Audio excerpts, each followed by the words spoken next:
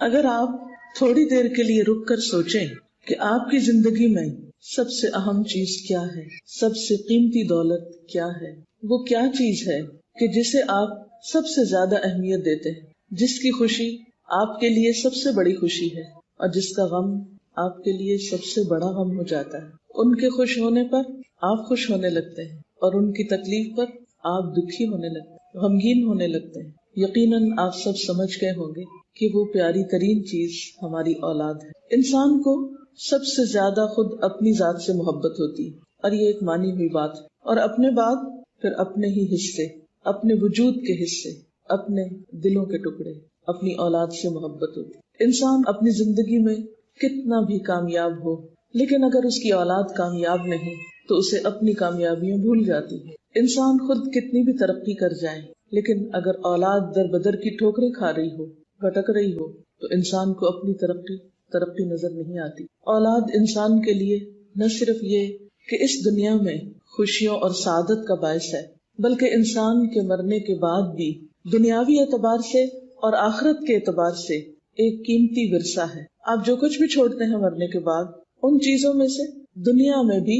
آپ کی اولاد ان چیزوں کی وارث بنتی ہے، جو کچھ بھی آپ مال و متاع میں سے چھوڑیں۔ اور اگر اولاد نہ ہو تو انسان کی اس دنیا میں وہ دلچسپی اور اس دنیا سے وہ محبت بھی نہیں ہوتی۔ اسی لیے رسول اللہ صلی اللہ علیہ وسلم نے اولاد کے بارے میں فرمایا تھا کہ وہ مبخلۃ مجبنۃ، ایک ایسی چیز ہے کہ جس کی وجہ سے انسان بخل کا شکار ہوتا ہے، اور اسی کی وجہ سے انسان بزدلی کا شکار بھی ہوتا ہے، کمزور ہو جاتا ہے بہت ساری چیزوں میں۔ انسان بڑے بڑے فیصلے کرنا چاہتا ہے، لیکن اولاد اس کے پاؤں پکڑ لیتی ہے، اولاد اس کے بہت سے فیصلوں کو بدل ڈالتی ہے۔ انسان اپنے مال میں بہت سے لوگوں کو حصے دار بنانا چاہتا ہے، لیکن جب اولاد نظر آتی ہے تو پھر سب کچھ اسی کے لیے ہو جاتا ہے۔ اور انسان کیا چاہتا ہے کہ جب انسان اس دنیا سے جائے تو اس کے پیچھے اس کے بچے اس کی دنیاوی دولت کے وارث بنے، وہ پلے پھولے۔ لیکن ہم صرف دنیا کے لیے سوچتے ہیں، جبکہ ہماری اولاد ہماری آخرت کی ترقی اور ہماری آخرت کی منزلوں کی بلندی کا ذریعہ بھی ہو سکتی ہے، کیونکہ اولاد اگر انسان کے مرنے کے بعد اچھے کام کرتی ہے تو والدین کے درجوں کی بلندی کا ذریعہ ہوتی ہے۔ ایک حدیث پاک میں آتا ہے کہ ایک شخص مرنے کے بعد عالم برزخ میں جب اس کا درجہ بڑھایا جاتا ہے تو وہ پوچھتا ہے کہ یہ میرے ساتھ سب کچھ کیوں ہو رہا ہے، یعنی میرے ساتھ یہ اتنا اچھا سلوک کیوں ہو رہا ہے اور میرے درجے کیوں بلند ہو رہے ہیں؟ تو اسے بتایا جاتا ہے کہ یہ تمہاری اولاد کی دعا کی وجہ سے ہو رہا ہے۔ اور رسول اللہ صلی اللہ علیہ وسلم نے یہ فرمایا تھا، اذا مات ابن آدم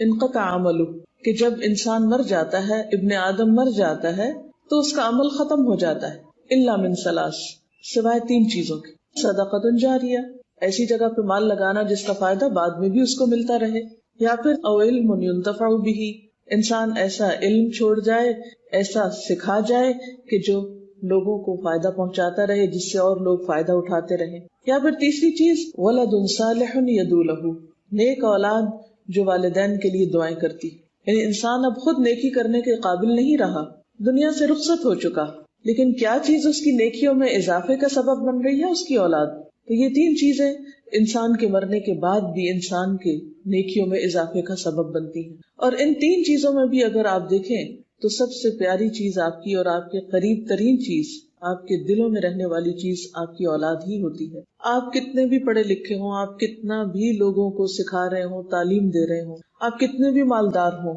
لیکن اگر آپ کی اولاد نہیں، یا پھر اولاد ہے اور بگڑ چکی ہے، یا اس کی صحیح تربیت نہیں ہوئی، تو باقی نیکیاں بھی انسان کی بیکار ہوتی ہوئی نظر آتی، باقی خیر کے کام اور باقی محنت بھی بعض اوقات پھر بے فائدہ ہونے لگتی۔ ایک اور حدیث میں آتا ہے کہ قیامت کے دن کچھ لوگ آئیں گے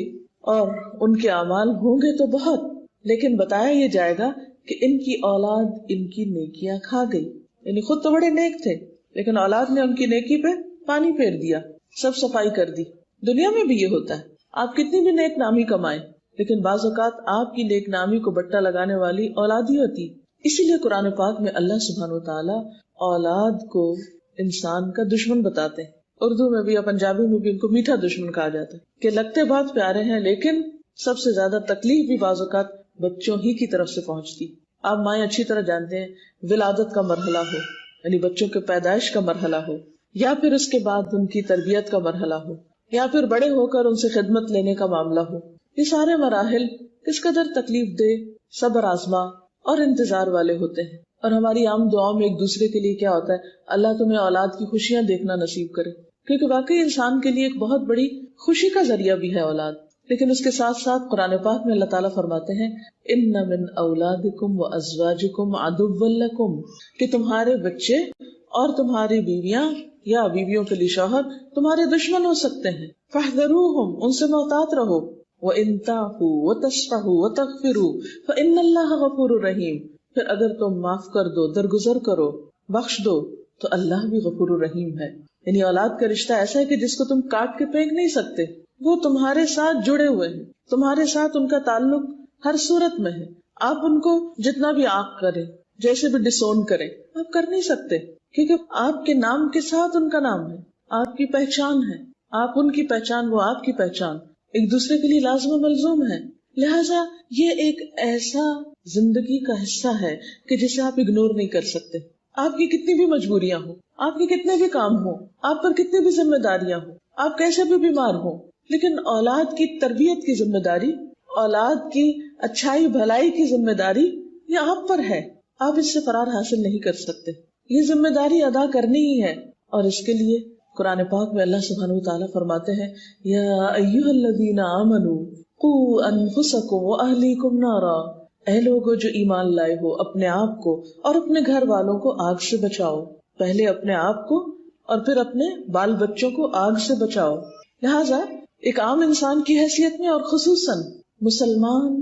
والدین کی حیثیت میں جہاں ہمارے اوپر ذمہ داری ہے اولاد کو کھلانے پلانے کی، ان کی صحت صفائی کی، ان کو ادب آداب سکھانے کی، وہاں ان کے ایمان اور دین کی حفاظت کی ذمہ داری بھی ہم پر. اور قیامت کے دن اس کے بارے میں پوچھ ہوگی. حدیث پاک میں آتا ہے کلکم راعٍ وکلکم مسئول عن رعیتہ، تم میں سے ہر شخص نگران ہے اور ہر ایک سے اس کی رعایا کے بارے میں سوال ہوگا، پوچھا جائے گا. اور اس میں عورتیں بھی ذمہ دار ہیں. فالمرأة راعیۃ فی بیت زوجہا ومسئولۃ عنہا، عورت اپنے شوہر کے گھر میں نگران ہے، باہر کے کاموں کی نگران نہیں ہے، باہر کے شوہر کے بزنس کی نگران نہیں بنائی گئی، لیکن گھر کی زندگی میں شوہر کی عدم موجودگی میں عورت کی ذمہ داری ہے. راعیۃ فی بیت زوجہا ومسئولۃ عنہا،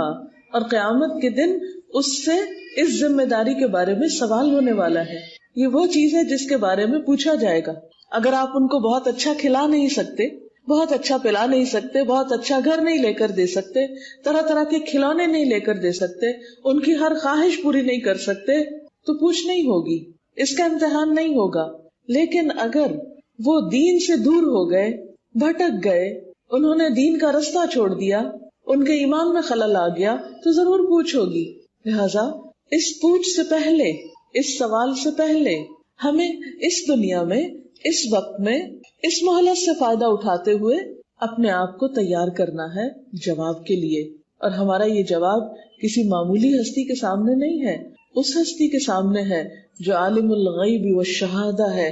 غیب اور حاضر سب کو جاننے والا ہے. دلوں کے چھپے ہوئے خیالات اور وسوسے اور نیتیں اور ارادے اس کے لیے چھپے ہوئے نہیں ہیں، یہ سب کچھ اس کے سامنے ظاہر ہے. اس لیے ہم انسانوں کے سامنے تو عذر کر سکتے ہیں، کسی انسان کو تو بہلا سکتے ہیں، کسی انسان کو تو کہہ سکتے ہیں ہماری بڑی مجبوریاں ہیں، ہم پہ بڑی ذمہ داریاں، ہم پہ بہت بوجھ ہے، ہمارے پاس وقت نہیں ہے، ہمیں فرصت نہیں ہے. لیکن اللہ تعالیٰ کے سامنے ہم یہ عذر اور بہانے نہیں کر سکتے، کیونکہ اس کو پتا ہے کہ ہماری کون سی مجبوری کیسی ہے اور کتنی ہے.